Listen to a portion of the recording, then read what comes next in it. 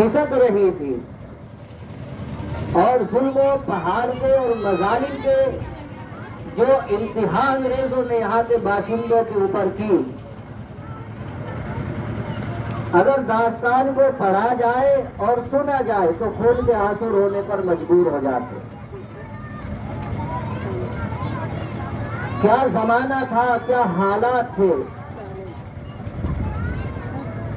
مزدوروں سے کام کرایا جا رہا ہے اور پیچھے سے ان پر کوڑے برسائے جا رہے ہیں۔ اگر کوئی انتہائی ضعیف اور بوڑھا ہو جاتا مزدور تو اس کو گولی مار دی جاتی کہ اب یہ کسی کام کا نہیں رہا۔ عورتوں کی عزت آبرو محفوظ نہیں تھی، عورتوں سے وہ اپنے سارے کام کرایا کرتے تھے۔ جانوروں سے بھی زیادہ بدتر سلوک عورتوں کے ساتھ انگریز کیا کرتا تھا۔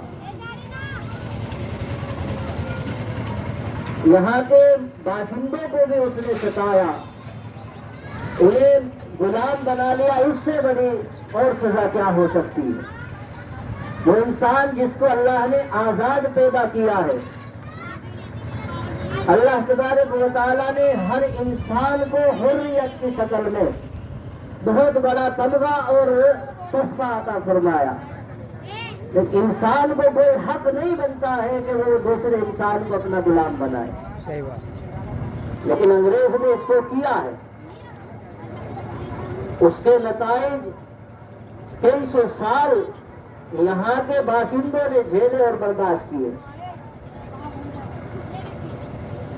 خصوصاً مسلمانوں نے سب سے پہلے ان کی تکلیفوں کا نشانہ بنے ہیں اور ان کی سختیاں جھیلی ہے سب سے پہلے مسلمانوں، کیونکہ ہندوستان پر مسلمانوں کی حکومت تھی۔ جس ملک پر جس کی حکومت ہوتی ہے، باہر کی کوئی طاقت جب آتی ہے تو ان سے جنگ ہوتی ہے، مقابلہ ہوتا ہے، اور مقابلے میں وہی آگے آتے ہیں جن کی حکومت چھن نہیں ہو۔ جن کے گھر میں آگ لگتی ہے سب سے پہلے آگ بجھانے کے لیے وہی دوڑتے ہیں، وہی تو آگ کے اوپر پانی ڈالتے، پڑوسیوں کو تو بعد میں پتہ چلتا۔ مسلمانوں کی حکومت تھی، مسلمان سب سے زیادہ ان کے ظلم و بربریت کا نشانہ بنے، سب سے زیادہ مسلمانوں کو ستایا گیا۔ اگر آپ تاریخ کے اوراق پلٹ کر دیکھیں، ہندوستان کی آزادی کی تاریخ کو اگر پڑھیں گے تو خون کے آنسو رونے پر مجبور ہو جائیں گے کہ ہمارے اکابر نے کتنی بڑی قربانی دی ہے اس ملک کی خاطر۔ دہلی کی چاندنی چوک سے خیبر کے درختوں پر کوئی درخت شاید ایسا بچا ہو جس کے اوپر مسلمانوں کی اور حریت پسند لوگوں کی گردنیں ٹنگی ہوئی نہ ہو۔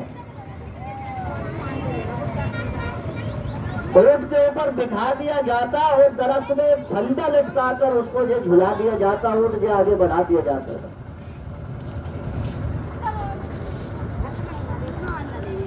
اور ایک مرغے بسمل کی طرح جو مچھلی کی طرح تڑپتے رہتا ہے۔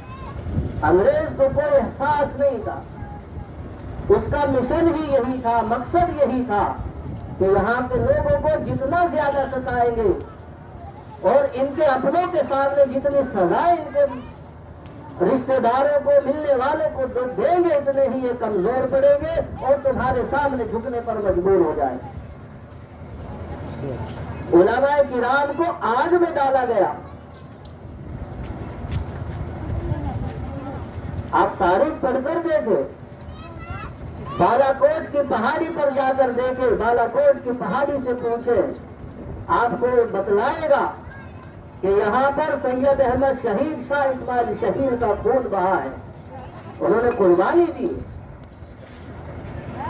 مولانا شیخ الہند شیخ الاسلام استاد شاگرد ہے، کالے پانی کی سزا ان کو دی گئی۔ جب ان کا انتقال ہوا، جب ان کو نہلانے لگے اور ان کی پیٹھ جب دیکھی گئی تو پیٹھ کے اوپر یہ کمر پر یہ گوشت نام کا نشان بھی نہیں تھا۔ اتنی سزا دی گئی کہ گوشت بھی ختم ہو چکا تھا، ہڈیوں کا ایک ڈھانچہ بچ گئے تھے۔ شاملی کے میدان میں علماء کرام توپوں کا نشانہ بنے ہیں۔ 1857 میں تقریباً 51,000 جو شہید ہوئے ہیں آزادی میں۔